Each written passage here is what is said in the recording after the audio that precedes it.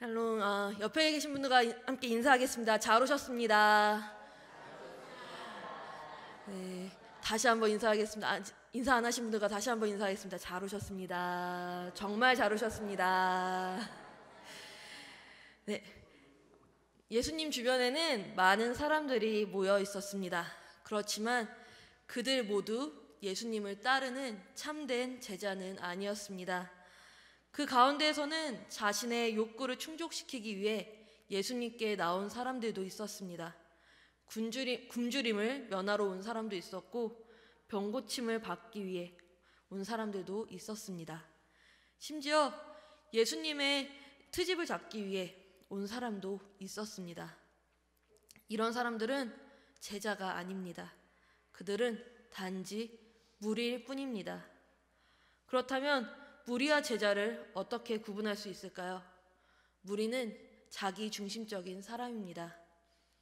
자기의 이익을 추구하기 위해서 나온 사람들을 무리라고 합니다. 그러나 제자들은 예수님 중심의 사람을 말합니다. 예수님을 따르기 위해서 자기를 희생할 수 있고 기꺼이 주님께 자신의 모든 것을 드릴 수 있는 사람이 바로 제자입니다. 그래서 제자들은 예수님께서 부르셨을 때 배도 버려두고 그물도 버려두고 부모와 친척들을 버려두고 예수님의 뒤를 쫓아왔습니다. 오늘날에도 마찬가지입니다. 교회 안에는 많은 사람들이 있습니다. 그러나 그 많은 사람들 중에 제자들이 있을 수 있고요, 무리가 있을 수 있습니다. 사도 바울은 오늘 본문에서 우리가 하나님의 진정한 일꾼이 되기 위해서 갖추어야 할 요건이 무엇인지 세 가지로 말씀해주고 있습니다. 첫 번째로는 하나님의 일꾼은 진리를 분별할 줄 알아야 합니다. 15절에 보면은 너는 진리의 말씀을 옳게 분별하며 라고 말합니다. 하나님의 일꾼이 되기 위해서는 하나님의 말씀 위에 바르게 서야 합니다. 사도 바울 당시에 영지주의라는 잘못된 이단 사상이 교회에 침투하고 있었습니다. 당시 사회는 헬라 철학의 영향 아래 유식하다는 사람들은 말다툼을 좋아했습니다. 이러한 사상이 교회 안에 들어와서 14절에 보면은 너는 그들로 이 일을 기억하게 하여 말다툼을 하지 말라고 하나님 앞에서 엄히 명하라. 이는 유익이 하나도 없고 도리어 듣는 자들을 망하게 함이라 라고 이야기하고요. 그 이후에 16절에서 18절에도 이렇게 이야기합니다. 망령되고 헛된 말을 버리라. 그들은 경건하지 아니하매 점점 나아가나니 그들의 말은 악성 종양이 퍼져나감과 같은데 그 중에 후메네오와 빌레도가 있느니라. 진리에 관하여는 그들이 그릇되었도다. 부활이 이미 지나갔다 하므로 어떤 사람들의 믿음을 무너뜨리느니라 라고 이야기하고 있습니다. 하나님의 말씀을 올바르게 분별하지 못하자 이단 사상에 빠져들어가는 사람이 생겨났습니다. 따라서 말씀의 실력자가 되지 않고서는 하나님의 일꾼이 될 수가 없습니다. 하나님의 말씀 위에 굳게 서야지 좌우로도 치우치지 않고 하나님이 말씀하시는 대로 따라가는 하나님의 일꾼이 될 수가 있습니다. 그러면 어떻게 해야 말씀의 실력자가 될 수 있을까요? 요한계시록 1장 3절에 이렇게 말합니다. 이 예언의 말씀을 읽는 자와 듣는 자와 그 가운데에 기록한 것을 지키는 자는 복이 있나니 때가 가까움이라 라고 이야기합니다. 먼저 말씀을 부지런히 읽어야 된다고 말합니다. 그런데 오늘날 우리들은 바쁘다는 핑계로 하나님의 말씀을 잘 읽지 못할 때가 많습니다. 마태복음 4장 4절에 이렇게 말합니다. 예수께서 대답하여 이르시되 기록되었으되 사람이 떡으로만 살 것이 아니요 하나님의 입으로부터 나오는 모든 말씀으로 살 것이라 하였느니라 하시니 라고 말씀하고 있습니다. 어떤 사람이 하나님의 말씀으로 살아야 되겠는데 시간이 없어서 이렇게 했다고 합니다. 매일 아침 회사에 나가기 전에 큰 성경책을 갖다 놓고 성경에 아무 곳을 펼쳤습니다. 그리고 손가락으로 아무데나 짚었습니다. 그것이 하나님이 오늘 자신에게 주시는 말씀이라고 생각하고 그 말씀을 붙들고 살았다고 합니다. 항상 기뻐하라라는 말씀을 짚었으면 그날은 성내지 않고 기뻐하려고 애를 썼다고 합니다. 누구를 만나든지 싱글벙글 웃으면서 마음에 기쁨을 가지려고 애를 썼습니다. 또 하루는 거짓말하지 말라라는 말씀이 손가락에 집혔으면은 그날은 농담 한마디라도 조심하면서 하려고 애를 썼다고 합니다. 그러던 어느 날 평소와 똑같이 아침에 출근하기에 앞서 성경을 펼치고 손가락으로 아무 곳에 한 절을 짚었습니다. 그런데 공교롭게도 그날은 마태복음 26장 24절에 있는 그 사람은 차라리 태어나지 아니하였더라면 제게 좋을 뻔하였느니라 라는 말씀을 짚었다고 합니다. 그래서 기분이 나빠 하나님 말씀을 한 번 더 짚기로 하고 한 번 더 말씀을 짚었다고 합니다. 그때는 마태복음 27장 5절의 말씀인 유다가 은을 성소에 던져넣고 물러가서 스스로 목매어 죽은지라 라는 말씀을 짚었다고 합니다. 아이고 하나님 왜 이러세요? 가룟 유다처럼 저도 스스로 목매어 죽으란 말인가요? 3-4번이라 했으니 좀 좋은 말씀 주시기 바란다며 또 한 번 더 한 곳을 짚었다고 합니다. 그러자 이번에는 누가복음 10장 37절의 말씀이었다고 합니다. 어떤 말씀이었냐면은 예수께서 이르시되 가서 너도 이와 같이 하라 하시니라 라는 말씀을 짚었다고 합니다. 아이고 왜 그러세요 주님? 이거 안 될 말씀이니 다시 한 번만 더 할게요. 제발 좀 좋은 말씀 좀 주세요. 저 지금 무척 바쁩니다. 이번에는 나쁜 말씀이 나와도 그대로 순종하겠습니다 라고 하면서 다시 한번 뒤를 펼쳐서 한 곳을 짚었다고 합니다. 이번에는 요한복음 13장 27절의 말씀을 짚었다고 합니다. 이에 예수께서 유다에게 이르시되 내가 하는 일을 속히 하라 하시니 라는 말씀을 짚었다고 합니다. 이 사람이 말씀대로 순종하여 스스로 목을 메어 달았다면 올바른 해석이었을까요? 아닙니다. 하나님의 말씀을 이런 식으로 이용하는 것은 아주 잘못된 것입니다. 우리는 하나님의 말씀을 차례대로 매일 꾸준하게 읽어야 합니다. 우리가 육신을 위해 매일 음식을 먹듯이 하나님의 말씀을 꾸준히 읽을 때 우리는 말씀의 실력자가 될 수 있습니다. 말씀이 내 마음속에 와닿기 시작하고 꿀과 송이꿀보다 달게 느껴집니다. 그리고 우리의 믿음도 깊어지게 됩니다. 하나님의 말씀을 매일 계속 읽을 수 있는 저와 여러분들이 되길 원합니다. 또 하나님의 말씀을 즐겨 들을 줄 알아야 합니다. 하나님의 말씀을 겸손히 들어야지 합니다. 하나님의 아들이신 예수님이 설교하실 때 모든 사람이 똑같이 은혜를 받았던 것은 아닙니다. 오히려 예수님의 설교를 듣고서 예수님께 적대심을 품은 사람들도 있었습니다. 그들은 예수님의 설교를 듣고서 돌로 예수님을 치려하기도 했습니다. 예수님을 낭떠러지로 떨어뜨려 죽이려고 하는 사람들도 있었습니다. 결국 마음의 문을 열지 못한 그들이 예수님의 설교 때문에 예수님을 십자가에 못 박아 죽게 하였습니다. 그래서 우리에게는 듣는 귀가 필요합니다. 그래서 예수님은 자주 말씀하셨습니다.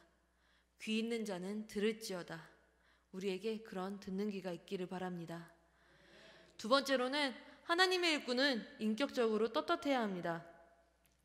15절 중반에 보면은 부끄러울 것이 없는 일꾼으로 인정된 자로라는 말씀이 있습니다. 하나님은 행한 대로 갚으시는 분이니까 이 땅에서 부끄러운 짓을 하면 하나님의 심판대 앞에 설 때 부끄러움을 당하게 됩니다. 하나님께서는 전능하신 분이십니다. 하나님을 바라보면서 참되고 정직하게 충성하면 하나님은 우리를 착하고 충성된 종이라고 인정을 해주십니다. 하루는 영국 수상 처칠이 급한 용무가 있어 차를 타고 빠른 속도로 달리고 있었습니다. 갑자기 앞에 신호등이 나타났습니다. 신호등이 불은 빨간불이었습니다. 주변을 둘러보니 차가 별로 없었습니다. 그래서 기사에게 그냥 달리라고 했다고 합니다. 막 나가려는데 어디서 나타났는지 교통순경이 나타났다고 합니다. 처칠은 어쩔 수 없이 자기 신분을 밝혔습니다. 그러자 교통순경이 이렇게 말했다고 합니다. 당신은 가짜입니다. 영국 수상이 교통신호를 지키지 않을 리가 없습니다. 그러니 당신은 가짜예요. 처칠은 굉장히 부끄러웠습니다. 그래서 그 말을 시인했다고 합니다. 맞소, 나는 가짜요. 그리고 난 뒤 처칠은 자기 책임을 끝까지 다하는 충실한 모습을 보여주었던 교통순경을 승진시키도록 조치를 취했다고 합니다. 그런데 그 교통순경은 자신이 승진하는 것을 거부해버렸다고 합니다. 자신은 마땅히 해야 될 일을 했기에 승진할 이유가 없다고 했습니다. 이 얼마나 당당한 모습입니까? 하나님의 일꾼도 이처럼 떳떳해야 됩니다. 우리가 세상에서 일주일 내내 거짓말하고 혹은 사기도 치고 온갖 못된 일을 하다가 주일날 교회에 와서 하나님 아버지라고 부르면 하나님이 뭐라 하실까요? 이놈아, 너는 왜 나를 사기꾼의 아비로 만드냐? 왜 나를 거짓말쟁이의 아비로 만드냐 하며 하나님께서 얼마나 부끄러워하게 여기시지 않으실까요? 우리가 이 땅에서 부끄러운 짓을 많이 하면 하나님 심판대 앞에서 부끄러움을 당하게 될 것입니다. 제가 어렸을 때만 해도 경찰을 제일 무서워했습니다. 어린아이들이 울고 보채면 어른들이, 부모님들이 보통 너 울면 경찰이 잡아간다 라는 이야기 많이 하지 않습니까? 그래서 어렸을 때는 경찰이 제일 무서운 사람인 줄 알았습니다. 그런데 자라면서 보니까 더 무서운 사람이 있었습니다. 바로 소방관입니다.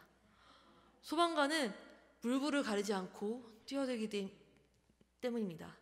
그런데 사실 우리가 마땅히 무서워해야 될 분이 있습니다. 히브리서 9장 27절에 보면 한 번 죽는 것은 사람에게 정해진 것이요 그 후에는 심판이 있으리니 라는 말씀이 있습니다. 장차 우리 모두에게는 하나님의 심판이 있습니다. 우리가 이 땅에서 행한 그대로 하나님이 다 갚으실 것입니다. 그러므로 하나님 앞에 섰을 때 우리가 부끄러울 것이 없는 하나님이 인정해 주시는 일꾼들이 다 되시기 바랍니다. 부끄러울 것이 없는 일꾼으로 인정된 자가 되려면 자신을 더럽히지 말아야 합니다. 후반에 있는 20에서 26절을 보면 큰 집에는 금그릇과 은그릇뿐 아니라 나무그릇과 질그릇도 있고 귀하게 쓰는 것도 있고 천하게 쓰는 것도 있다. 그러나 중요한 것은 쓰임을 받으려면 깨끗하게 하는 것이 중요하다고 나옵니다. 금그릇과 같은 직분을 받았어도 성결하지 못하면 하나님이 귀히 사용하지 못한다는 말입니다. 그러나 나무그릇이나 질그릇이라고 해도 깨끗하다면 귀하게 쓰임받게 된다는 말입니다. 그릇은 종류의 문제가 아니라 얼마나 깨끗하냐의 문제입니다.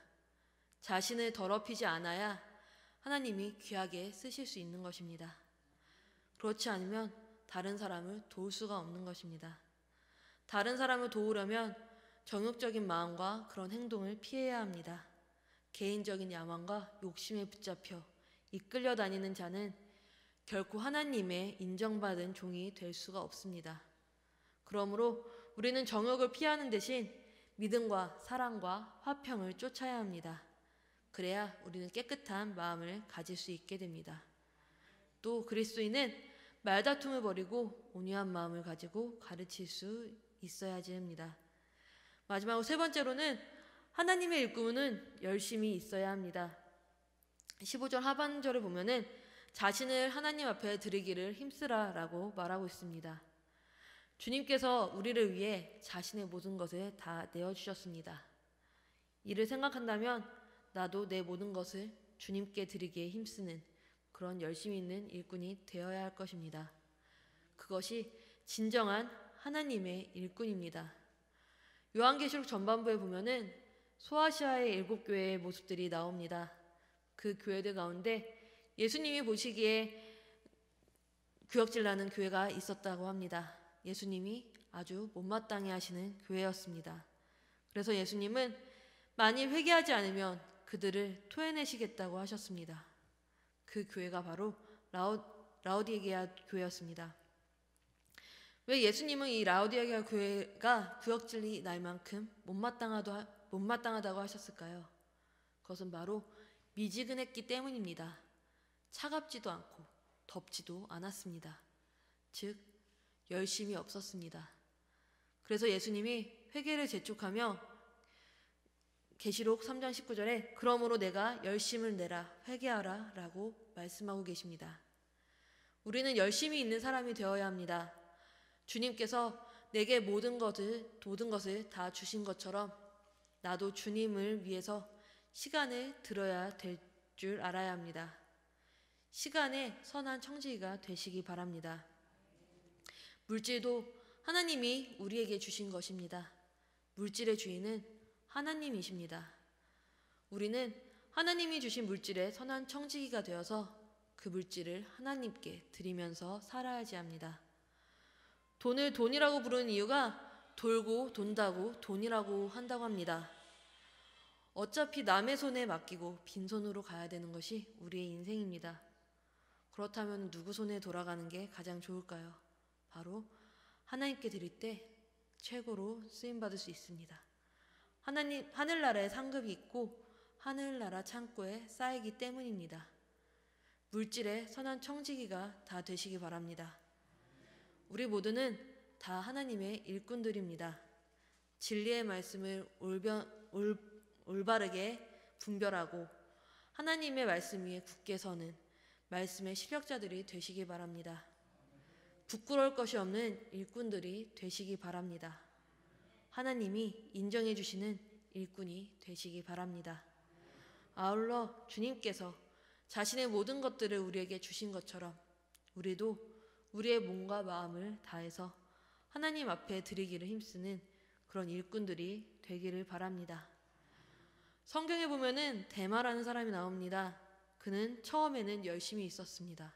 그런데 살아가면서 세상에 대한 사랑이 주님에 대한 사랑을 이겼습니다. 그래서 세상으로 떠나가고 말았습니다.